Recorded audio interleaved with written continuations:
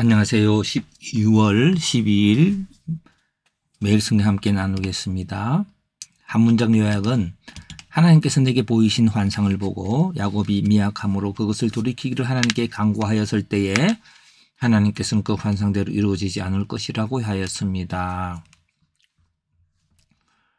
예.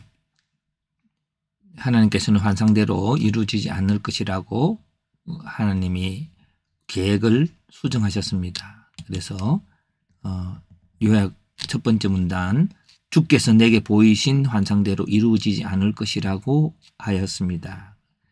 예, 언제요? 메뚜기가 땅의 풀을 다 먹게 되는 하나님께서 보이신 환상을 본 후에 내가 야곱이 미약하게 설 수 없다고 요청했기 때문에 긍휼을 구하는 거였죠. 두 번째도 똑같습니다.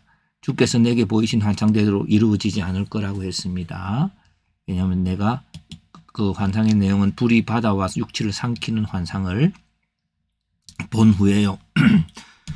그래서 야곱이 미약하게 설 수 없다고 요청했기 때문입니다. 그런데 마지막 문장에는 하나님께서 이스라엘을 용서하지 않을 거라고 했습니다. 다림줄을 이스라엘 측정을 했고, 그리고 그것은 어떻게 환상이 이루어질 거냐면은 산당들이 파괴되고 성소가 파괴되고 여로보암의 집에 칼로 공격당하였습니다. 그래서 이 한 문장 요약이 하나님께서 보이신 환상을 보고 야곱이 미약함으로 그것을 돌이키기를 하나님께 간구할 때에 누군가가 기도해 주기를 원합니다. 하나님의 뜻은 심판이 아니라 구원이니까요. 그래서 하나님께서는 그 환상대로 이루어지지 않을 거라고 했습니다. 예, 그래서 하나님의 돌이키심이라는 주제로 함께 나눠보면 돌이키실 내용은 환상의 두 가지 종류, 메뚜기와 불의 재앙. 돌이키는 이유는 나의 요청입니다. 이것이 핵심입니다. 긍휼함을 구하는 거죠. 돌이키게 된 상황은 하나님의 계획이 이루어지지 않는 것인데 마지막 문장에 저는 본문에는 없지만 돌이키시는 하나님을 보이신 이유에 대해라고 항목을 적어봤고 그 항목은 진짜로 메뚜기나 불이 아닌 심판받아야 할 이스라엘에 대해서 요청하고 하나님의 긍휼을 구하는 사람을 하나님께서 찾고 있는 것입니다. 해석해 봅니다.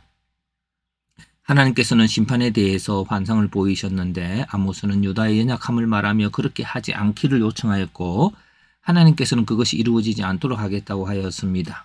그 후에 하나님께서 다림줄을 보이시며 이스라엘이 하나님의 기준에서 벗어났고 그래서 그들의 성소와 나라가 파괴될 것을 보이십니다. 과로한 것은 저의 해석이죠. 아모스가 하나님께 용서해 주실 것을 구하게 되기를 암시하며 문장을 맺습니다. 예, 그 질문과 적용입니다.